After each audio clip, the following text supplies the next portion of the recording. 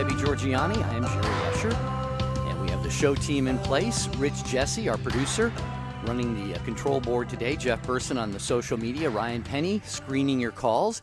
And again, I'm Jerry with Debbie. We thank the affiliates, Debbie, for carrying the program. And we want to once again invite the Take Two family to join in and make it another enlightening and, I think, inspiring broadcast.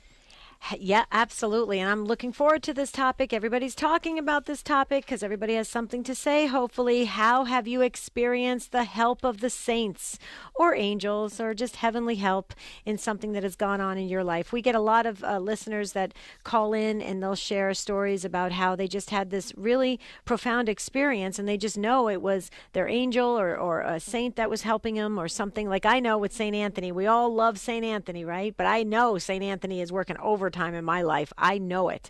So we want to hear from you. And it's really an exciting topic, but one that's going to be very inspiring to others that are listening, especially those that aren't quite, they don't really know how saints fit in, how they should fit them into their spiritual life.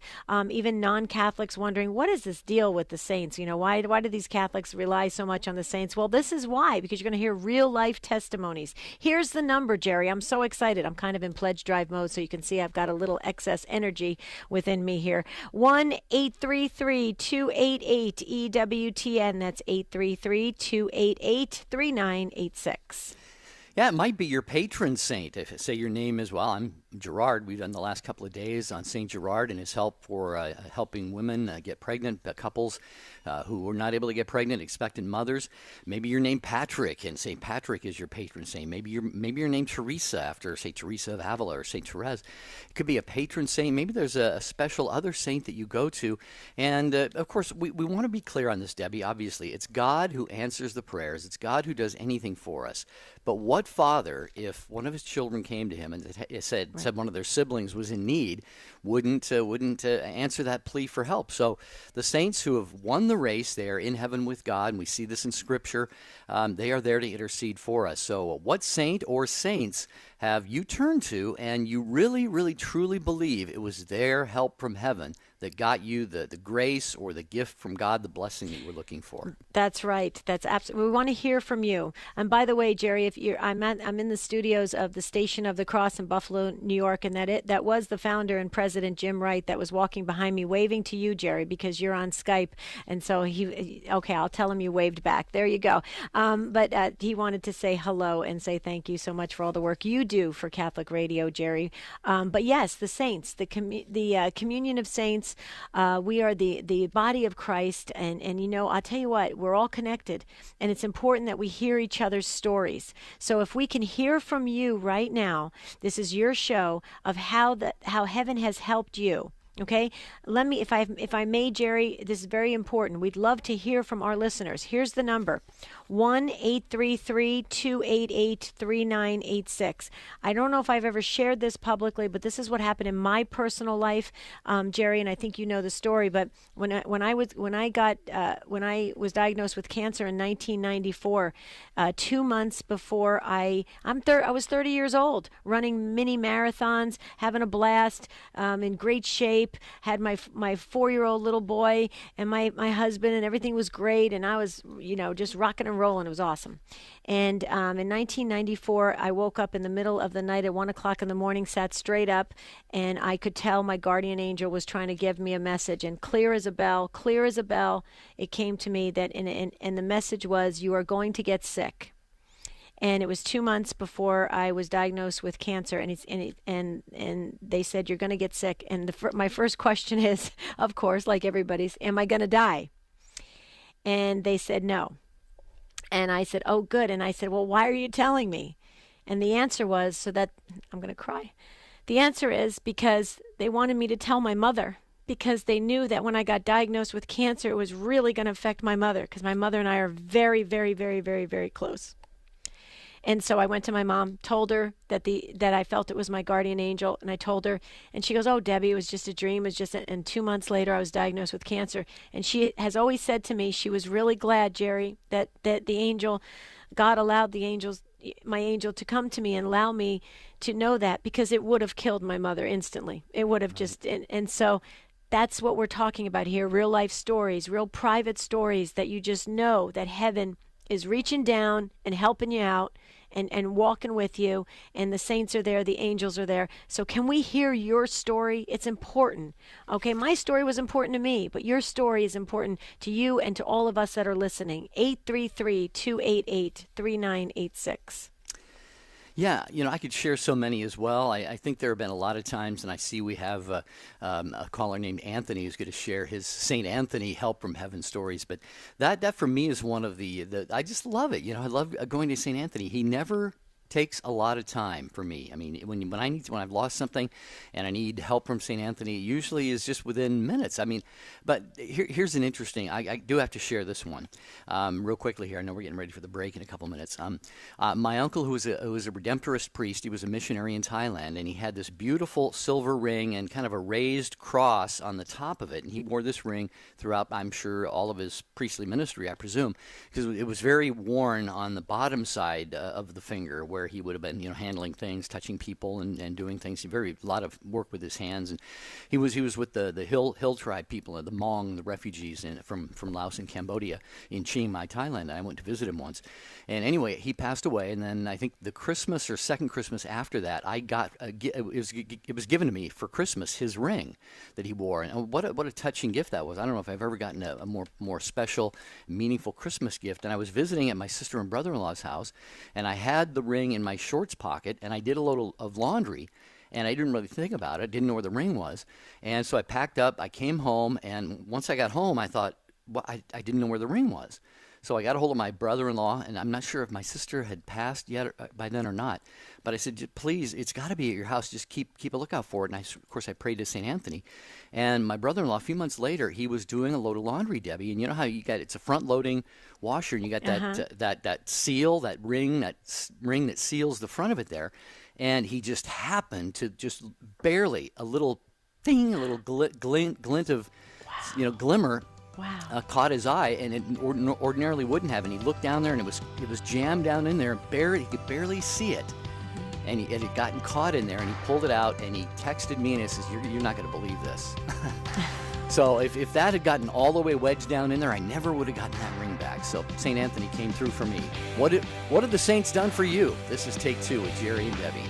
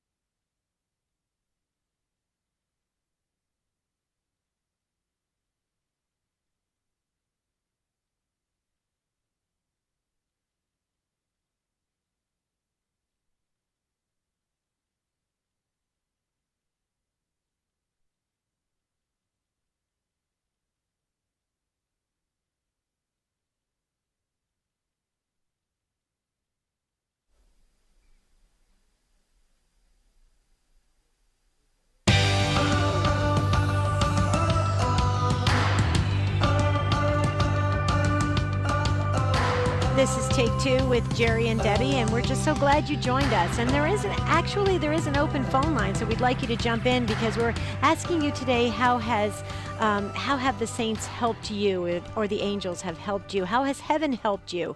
It's really, really beautiful.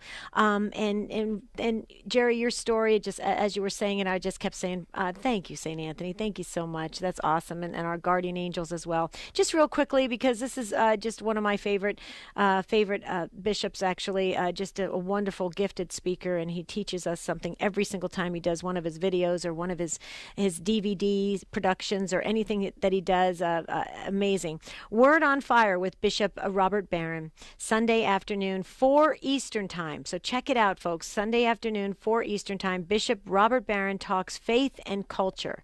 Okay, every time this man speaks, this bishop speaks, you learn something. He's just fabulous the way he delivers what he has learned in his travels and his studies. It's just amazing. So please check that out, folks. Okay. To your calls, how have you received help from heaven in the form of intercession of one of the saints, who then, with the, of course, the power of God, all the power to give blessings and answer prayers ultimately comes from God, but the saints can put in a good word for us. So who has helped you out in that regard? Anthony, as we said, is first in Flaherty, Kentucky, listening on Meade County Catholic Radio. Hi, Anthony. Welcome to Take Two with Jerry and Debbie. Thank you all for having me on. Sure. So what's up? I don't really use earbuds for my phone, but except for to listen to EWTN, because we live out in the country and I farm, and a lot of our equipment won't pick it up in certain areas. So when that happens, I use my earbuds to continue listening. And I've been missing them for probably 3 or 4 weeks, and my iPhone doesn't have the phone jack. You have to use the charger, so I have to have that special set. And last weekend, before my son's ball game, I've been trying to do a religious hour in the morning. I do the daily readings and reflection and then look at the saint of the day.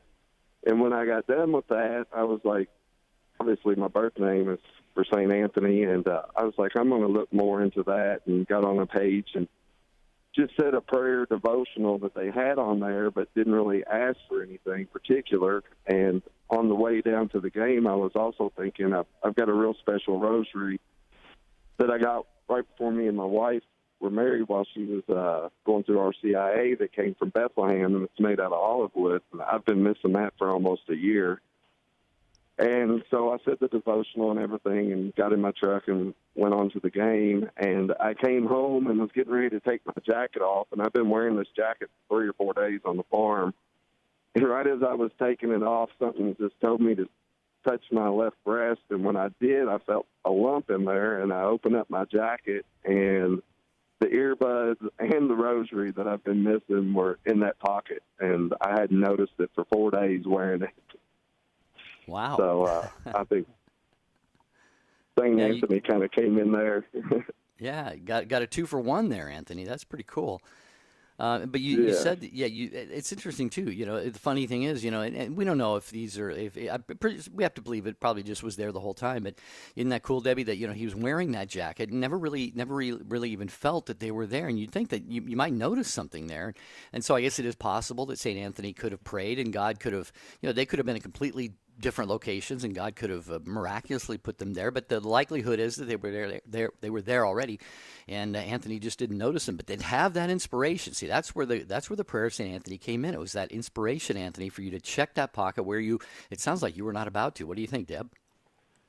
I agree with everything that you said, and I love stories like this, Anthony, because that.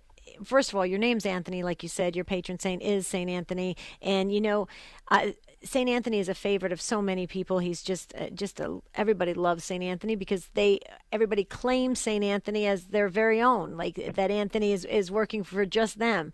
And I do believe this is just my personal opinion. I don't know, folks, if this is authentic church teaching or whatever the big theologians or scholars have to say about this, but I think that they're just super, super active. I think that they are working all together.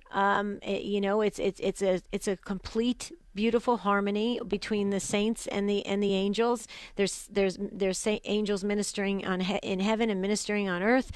We have our guardian angels. I think everything works in cooperation. And when two things happen, when we are open to it, and when we acknowledge that there are these wonderful, beautiful heavenly presence around us and gifts around us in the angels and the saints, then it becomes more active in our life. That's my personal belief. I'm sticking to it because it's always worked with my whole life, and I just firmly believe it, and I've seen it. So your story to me, Anthony, doesn't shock me because I've always felt that way.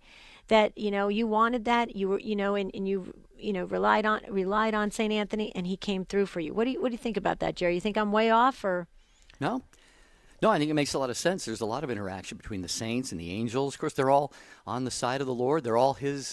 We're all out to do the work of God. And we here on earth, we're in our corporal bodies still, so we do them the way that we can. And, of course, the saints do it the way they can. And the angels don't have the body, so they can do things a little bit differently than the rest of us. But, yeah, it's everyone plays their part, and God's will gets done. So, Anthony, very cool that you shared that with us today. Yes. Thanks so much. Yeah. Thank you, Anthony. And, next time you pray that rosary, say at least one Hail Mary for the Take Two show and our family, if you would. We'd appreciate that. Okay, where are we going to go next, Deb? We are going to go to Margaret. Margaret is in St. Clair Shores, Michigan, listening on the EWTN app. Hi, Margaret. Thank you so much for waiting, and welcome. Hi, Debbie and Jerry. I'm so delighted to talk to you. I've been listening to you for a long time, but when I heard what the subject was going to be today, I said, I got to call and tell my story. Perfect. I'm 88 now, and this happened way back in 62 when I was expecting my fourth child.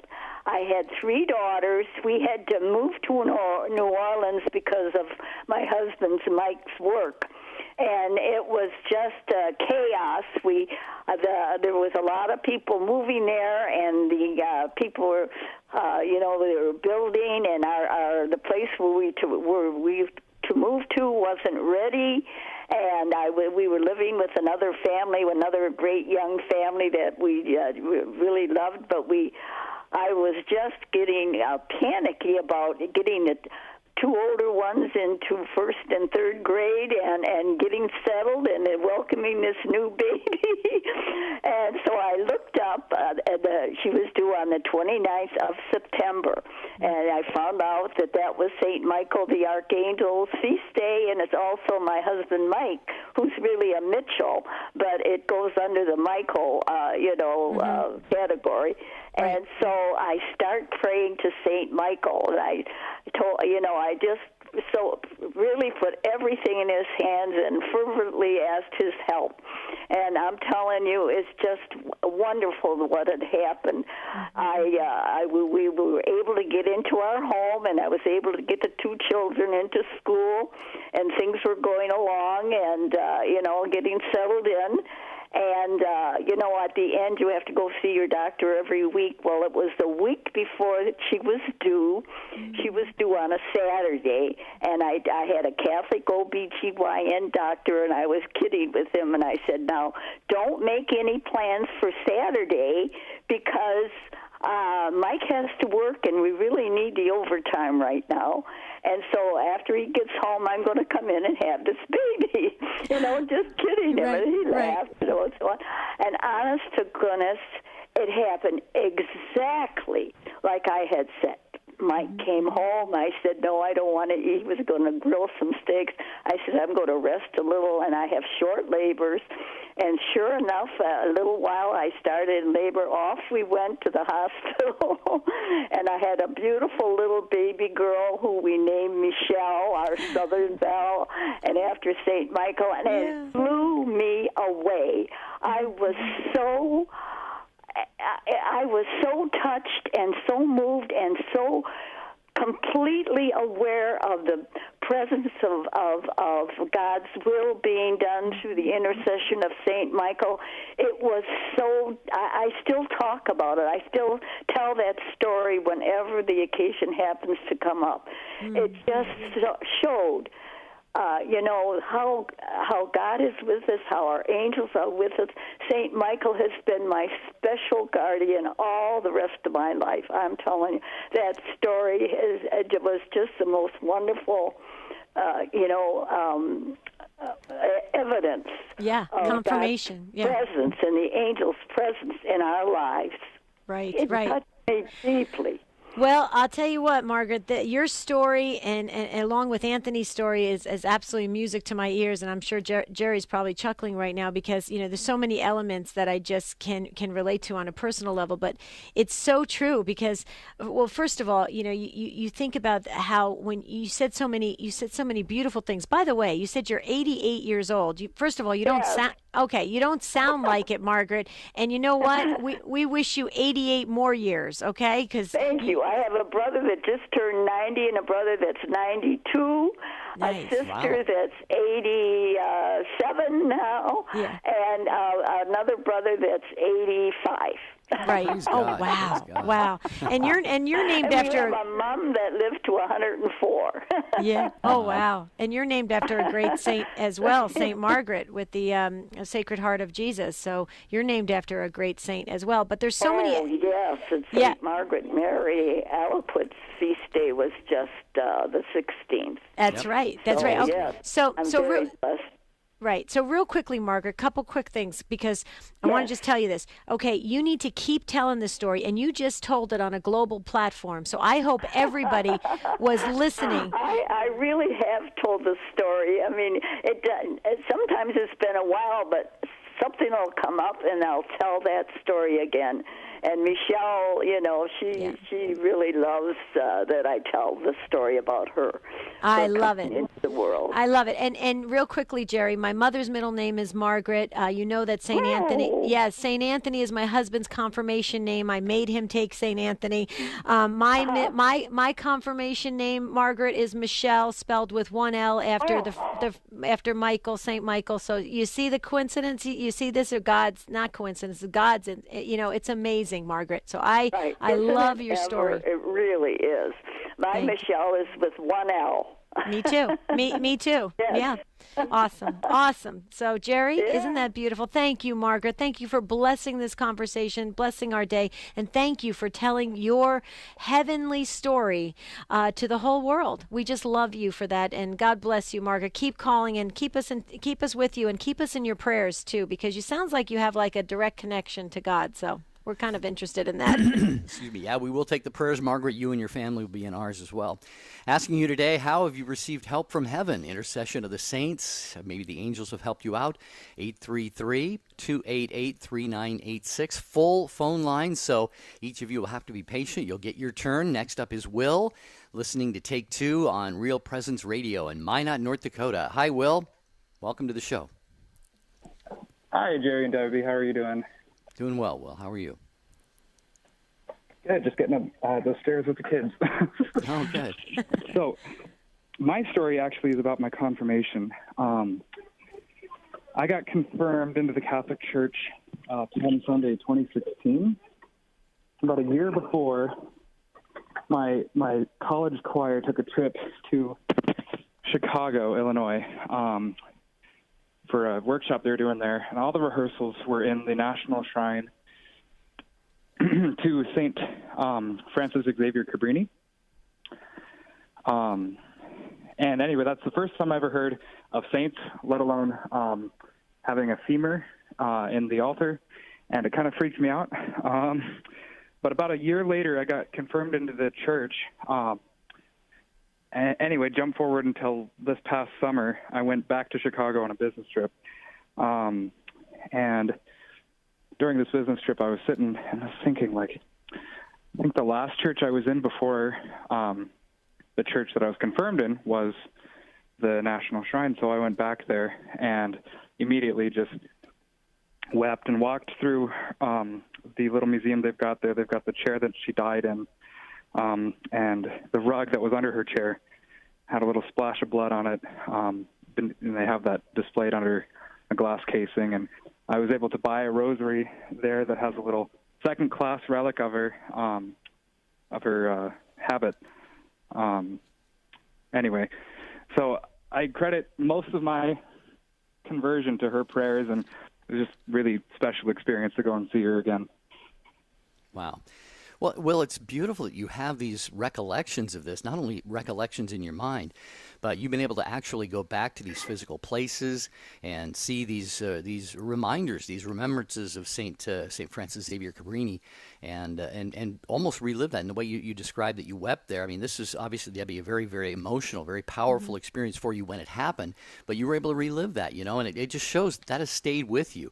Debbie, so many times, I can speak for myself. I remember my confirmation, but if I were to think about it, even pray about it, spend a lot of time, contemplating it, even going back to the church where it happened, I don't know that I would have that emotional connection, the meaningfulness of it to where it would really elicit tears from me. But for Will, it really impacted him very deeply, and it sounds like that's a very, very special gift. Oh, absolutely. And it shows you're so close to that great saint, and how wonderful it is, and how the saints can continue to work through your life, and especially after you receiving confirmation, how all of those wonderful graces are released and unleashed, and it's gorgeous. It's an amazing experience, amazing time you're in, Will.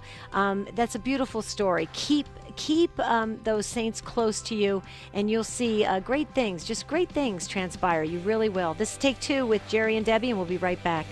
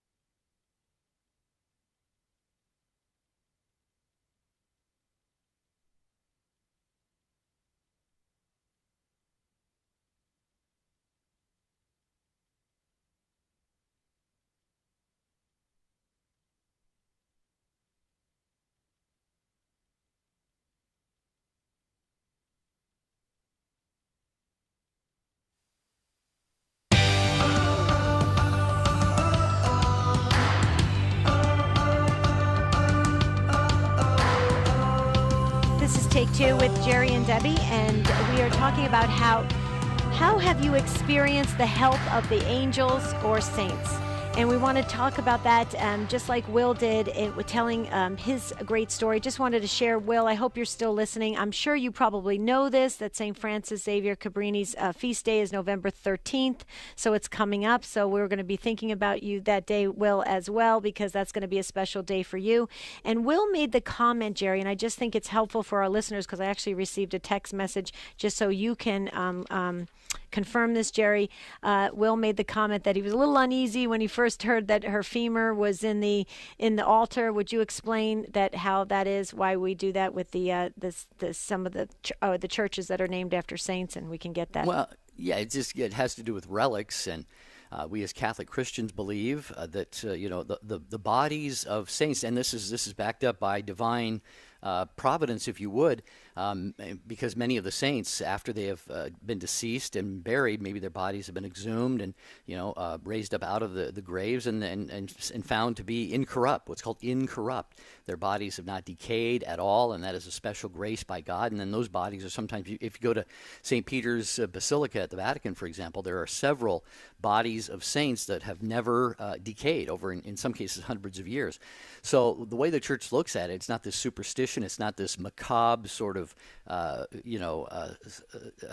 obsession with body parts or anything like that. But we just believe in the holiness, the sanctity of those people.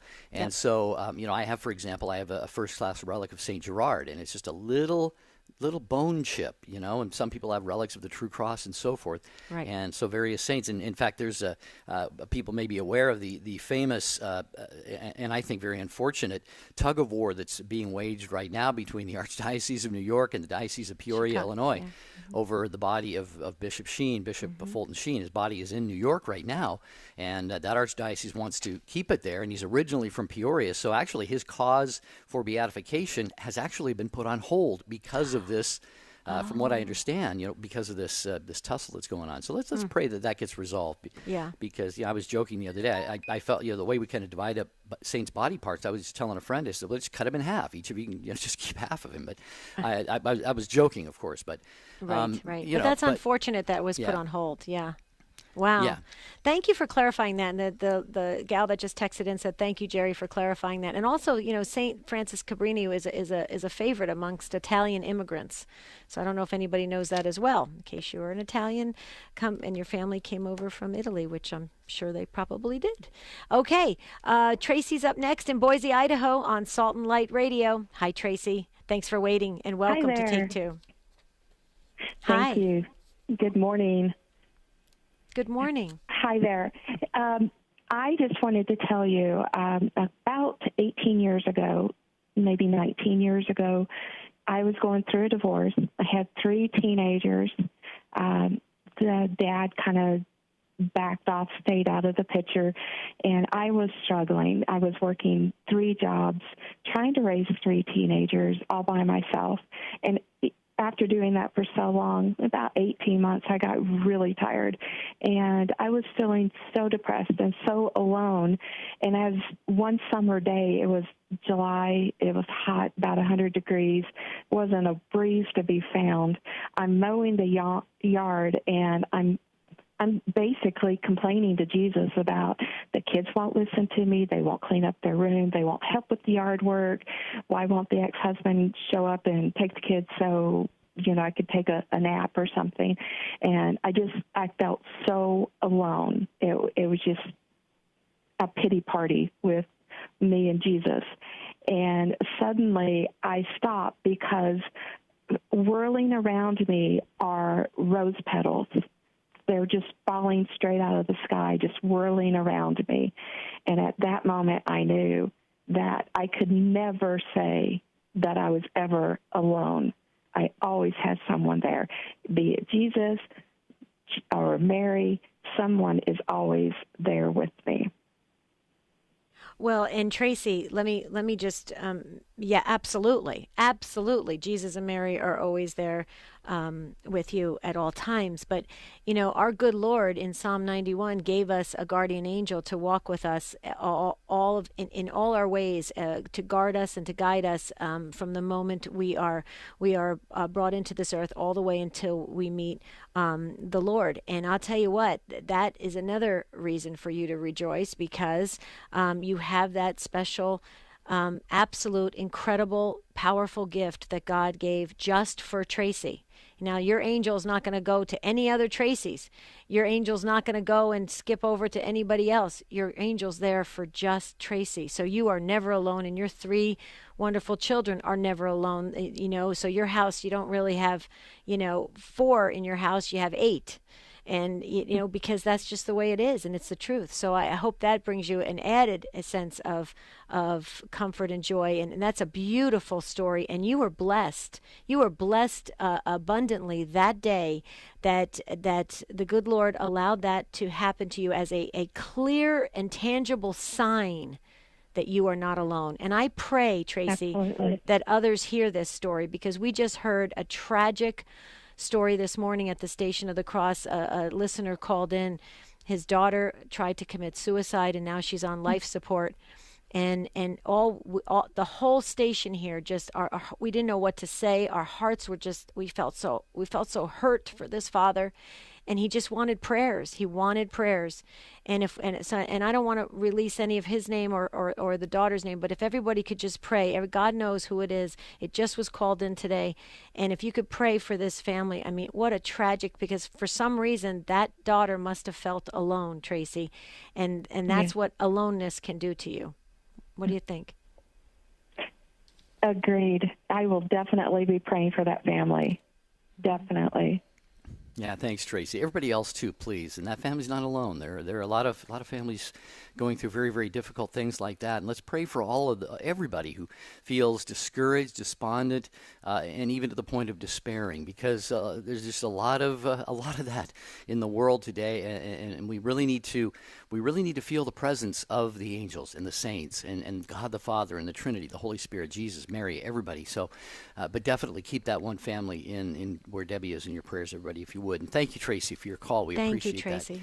Take two with Jerry and Debbie. How have you received help from heaven? Real quickly, we're going to go to a quick comment on the website, take2show.com, from Jason, listening to the show from Wales, United Kingdom. He said, love the story about St. Michael. I also pray to St. Michael every morning for protection from the devil. So thank you, Jason, for weighing in on that, Debbie. And our good friend, Stand Tall Carol and Jim. Hi, Jerry and Debbie. I felt like St. Faustina was reaching out to me in the late 90s when I had to have a total hysterectomy, no cancer. After Mass, someone came up to me with St. Faustina's diary. Then with the establishment of Divine Mercy Sunday, the chaplet, I felt she was a key saint to bring us closer to Jesus and his mercy. When Jim and I got married, we picked October 5th, her feast day, to get married. Her example of being humble by day and praying at night impressed me.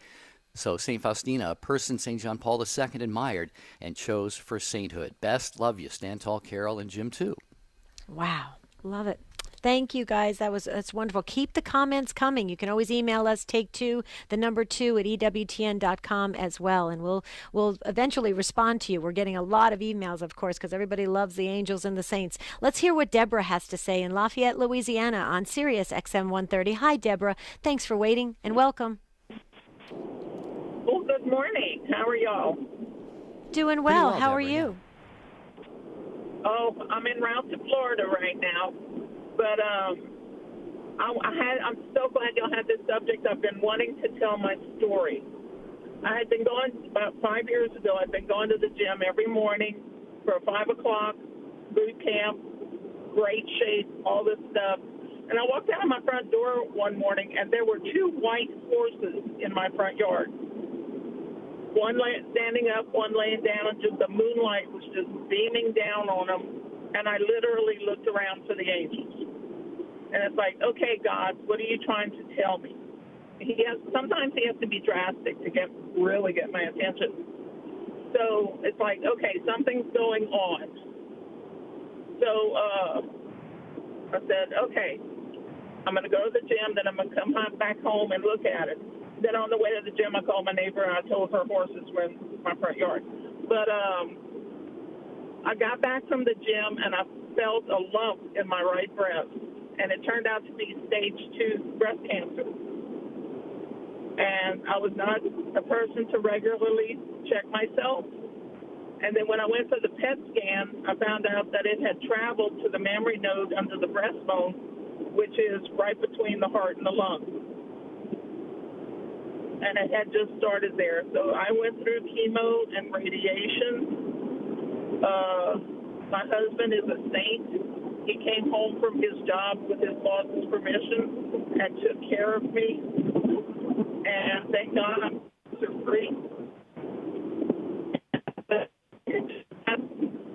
To get my attention from him. And I have so many other stories I don't know about.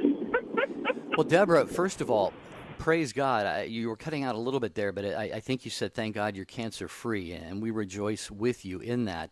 And, Debbie can relate, having had, what was yours, Debbie, the thyroid cancer, I believe? Yeah, I had thyroid cancer. Yeah. Mm-hmm. Yeah, and so getting that news certainly has to be very, very. I mean, for most people, I'm sure it comes out of nowhere. In your situation, Deborah, you had that experience of the two. I guess you said white horses. As you look back, have you contemplated this, Deborah, and really tried to sort of you were seeing in that experience, I guess, a way of God, preparing you for that, sending a message ahead of the diagnosis. How do you exactly interpret that? He really needed to get my attention. That's why the horses were there then, I think. And I felt the angels around me. And it's like, okay, I need to look for something. Check things out. If I can't find it, go to the doctor. Something's going on. Wow. Well, Deborah, first of all, you know that Debra in the Old Testament, very, very strong biblical figure. So you have a very strong name. I just wanted to share with you that when I was waiting for you to get to the part of the story where you said you're cancer free, and I just said praise be to God. And so you are a cancer thriver. God bless you. What if it were me and you had that experience? I'm sure you're telling that story. I hope you keep telling that story, because I'm like you, Deborah. It takes a lot to get my attention, but once God gets my attention, it's pretty deep. And I pray that you impart that to others, because people need to start kind of waking up and connecting again in this world, because I think a lot of us, including myself, we can sometimes go a little unconscious, if you will, and that's not good. And God wants to have us stay alert and stay in touch and stay connected. That's why you hear the biblical story, the parable of the vine and the branches. He wants us to stay connected in all ways. And so, Deborah, you're in a blessed position in your life, in your spiritual life right now, and we so appreciate you telling your story. And I love the name, of course. Yeah, thanks, Deborah. Appreciate you joining us from Lafayette, Louisiana. I said you're on your way to Florida. Drive carefully, be safe. We pray that you're surrounded by not only your guardian angel, but all the other angels as well.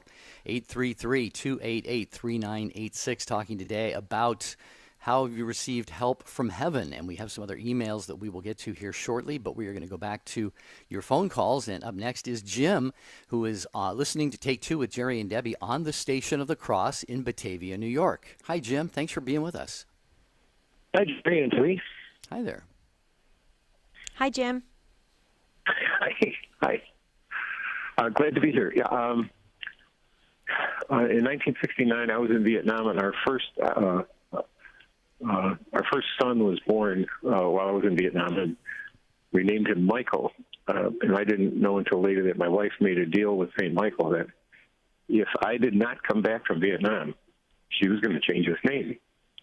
And a couple weeks after Mike was born, our son, I was attempting to pick up rangers at night by dropping ropes down through the canopy, and all of the flares that were providing light, it was at night, that were providing light went out, and I couldn't see anything except the instruments in the helicopter. And I had turned off the outside lights because we took fire as we were going, getting closer. So the aircraft started to spin around on the ropes, tangled in the trees, and a gunship pilot that was near us saw the light from the top of the helicopter, and he fired rockets up into the air so that the light from the rocket would help me. And that light did help me because I was able to straighten out the helicopter. And we ended up living through that damage or injuries. And several years after I got back, my father told me that he had a vision of that scene. He was back in the U.S., and he said just one day he saw this scene, a vision of my helicopter spinning around at night. He got down on his knees and prayed to St. Michael. And, it's kind of unusual that I'd be able to recover from a really bad situation. So I'm pretty sure St. Michael was there. Boy, it sounds like it. Wow, yeah, this is an example, Debbie and Jim, of heaven and earth collaborating on a very, very important and urgent situation. Of course, what I mean by that, and it's usually that way, but what I mean is, the saints were interceding for you, St. Michael in particular, God obviously orchestrating all of this, but, they also not only were there to help you, Jim, and speak to you and give you the inspiration and sort of the knowledge that you needed and your fellow, soldiers at the time, but, to get your dad, put that on your dad's heart at the same time, and to have him praying to St. Michael. I mean, this is just sort of just like a beautiful, it's almost like a team effort. God gathering a team of people saying, all right, gather around here. Jim's in trouble. His team's in trouble. We got to have some help here. And bringing your dad into it and St. Michael. And you have to believe all of heaven was probably interceding at that point. And thanks be to God that it worked out. And you're here today to tell the story, Jim. We're very grateful for that. Very grateful. Jim, real quickly before we let you go, because we got full phone lines, but this experience you had in 1969, when you recall it, does it feel like it was yesterday? Oh, yeah. And I get shaky. So it still has had a very profound impact on you, probably, physically, a psychological impact, but how about a spiritual impact? Yes, I have come much closer to the faith now, and both through that event of the Saints and Catholic Radio. Thank you. Wow. Awesome, Jim. Well, we're glad you're here, and we're glad you're telling your story. And like we always say, keep telling it. People need to hear it right now. People have lost hope in what's going on and very distant from God. So your story just inspires others to, keep reconnecting. Wow. Yeah. Thanks, Jim, so much. Wow, what an inspiring story. Yeah, thanks be to God. And of course, we say prayers for those who may have found themselves in similar circumstances, not only in Vietnam, but other conflicts, and did not come out in such a blessed way. So thanks be. And Jim, I know that's very, very, you're very conscious of that too, Jim, how blessed you were. So thank you so much. More of your calls in a second here. Just want to invite anybody. Listen, Debbie and I are going to be in Birmingham down by EWTN in less than a month, actually. And it's the annual EWTN Catholic Radio Conference. And you might be thinking, oh, that's great. The show hosts and station owners and all those people get to, gather together and, support one another and get some mutual encouragement and then go back out, fueled for another year of service. But here's the thing. You can join us. Now, if you've ever felt at any time like God might be calling you to establish Catholic radio in your area or to help promote Catholic radio, or if you're a volunteer or a board member of a current affiliate, please come join us. You are welcome at the 19th Annual EWTN Catholic Radio Conference. Again, the dates are Wednesday through Friday, November 7th through the 9th. It begins with a day-long retreat at the Shrine of the Most Blessed Sacrament, the final resting place of Mother Angelica. Debbie and I are going to MC the awards, annual awards dinner, and there's so much more. And you can check out all the details at EWTNRC.com. EWTNCRC.com. Okay. We don't believe in any accidents on Take Two with Jerry and Debbie, so this is not an accident as well. So this is definitely confirmation. We asked for prayers for the family, for the daughter that tried to commit suicide and is now on life support. Well, Lori called in and she left a message for us from Tampa, Florida. And Lori said, please tell the family to pray to Saint Rita, patron of impossible cases. And look who's up next is Rita is on the line from Austin, Texas, Sirius XM 130. Look at that. I call it, that's just a God wink saying, you know what, I'm right here. I get it. Rita, thank you for calling in and stepping up and sharing your story, but we'd love to hear yours. Good morning, Jerry and Debbie. God bless that baby. It is not a coincidence. I don't believe in coincidence either. So praise the Lord. We know that she will be okay. We have to truly believe that. I am no saint by all means. But I had a similar story as opposed to Jerry's in regards to losing a ring. I lost my wedding ring at one point. I was at a grocery store. So St. Anthony will always come through. Anytime I lose anything, I just automatically, St. Anthony comes out of my mouth. And I was going to a doctor's appointment. I had gone shopping earlier that day. Going to a doctor's appointment, my sister took me, and I noticed when I started to fill out paperwork, I didn't have my wedding ring on. I freaked out, and we started looking everywhere in the truck. My husband met me there. He was already going to meet me there at my doctor's appointment. And we looked all over my sister's truck, and I called the store. Nobody had turned anything in. And then we left. Of course, I was worried about it, but I kept praying in my head, St. Anthony, shield my ring. St. Anthony, just protect it. Don't let anyone, take it who shouldn't have it. And so I just kept praying and praying to him. And a few hours later, we got home. I called the store again. They said, no, we haven't, nobody's turned anything in. Me and my husband went to the store. I looked everywhere. I backtracked everywhere. And I was in the floral department and in another department there in the store. The lady at the floor department, so sweet, she said, I haven't found anything, but if I do, give me your number, I'll call you. So we did. We went to the other department where I was at. Nothing. As we were there, I got the phone call from the floor department, and she said, I think someone just turned in a ring. And so we rushed over to customer service, and we had just been there. We rushed over to customer service, and they said, can you describe it? And it matches my husband's wedding ring. And so sure enough, I was like, oh, my God, thank you, St. Anthony. So it's blessed. It's blessed. And it has a very small diamond. We got married very early at the age of 19 and 18. We've been married 23 years now. Wow. Thank God. So it meant so much to you. It meant so much to you. You didn't want it damaged. And it probably wasn't damaged, exactly. right? No damage? No, it wasn't. No, it wasn't. It meant everything to us.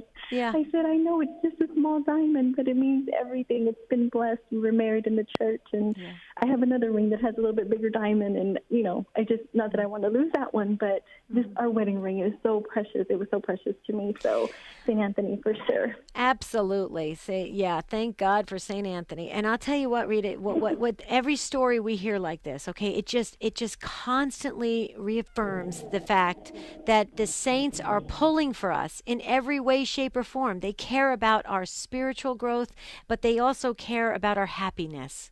And they want us to not feel sad inside. They're pulling for us. They're on our team. They're there rooting us on, our biggest cheerleaders, and they're active in our lives. That's why death. We shouldn't fear that. We shouldn't fear that at all, especially if we understand our relationship with God. We shouldn't have any fear like that, because we know we have just a beautiful heavenly existence waiting for us. If we remain faithful. And Rita, I love your story. I think it's beautiful, and I pray that wedding ring it stays with you all the days that you walk this earth. I think that is wonderful. Love it. Thank you, Rita. Appreciate that. We are looking at the clock here, and gosh, we have Daryl and Sonia and Beth and Bernadette, and I'm sorry to every one of you. I wish we could just it'd be nice if we could continue the conversation offline, Debbie, if there was a way to do that, but there isn't right now. So apologies, we just aren't going to have time for any of the other calls, but thank you, and keep the conversation going by email at take2 and the number 2 at EWTN.com. Take2 at EWTN.com. I just wanted to end with this, an email from Sarah in Edgerton, Ohio. She says, Dear Jerry and Debbie, I suffered 2 miscarriages after my second child. We desired more children, and I kept praying. One night I had a dream, and I was kneeling in front of Our Lady of Guadalupe. She was so serene, peace radiated from her, covering me like a warm blanket. Her calm meekness was such a contrast to the turbulence in my soul. In my hands, I held a very ornate wooden box. The lid of the box was intricately carved, inlaid with varied colored woods, and polished to a gleaming shine. Within the box held the most precious gift, the gift of my fertility. Kneeling there, I thrust the box toward Our Lady with my arms extended. My gesture spoke volumes. Take it. With an almost indiscernible nod, the Blessed Mother of Guadalupe indicated I look toward my right. Until then, I had not noticed St. Juan Diego standing next to me. A little apprehensive, I gave the elegant box to humble St. Juan Diego. Gently, he wrapped the box in his mantle. The care he took with my gift pierced my heart and nearly moved me to tears. In the exchange, I knew the next child I bore would have a Hispanic name. My maiden name is Garcia, so this was an added dimension to the dream. Our daughter Rosa was born almost 1 year after the dream. Because I tell her the story of how she came to us, she has a special devotion to Our Lady of Guadalupe and St. Juan Diego, and she is 6 years old now. Thank you, Sarah, for sharing that. Thank you. That was a beautiful way to end this tribute to the angels and the saints.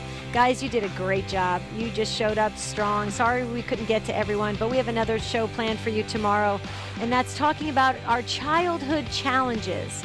that we've all faced. Maybe school challenges, friend challenges, your life circumstances. Let's talk about childhood challenges tomorrow on Take Two. Until then, have a beautiful and blessed day. See you real soon.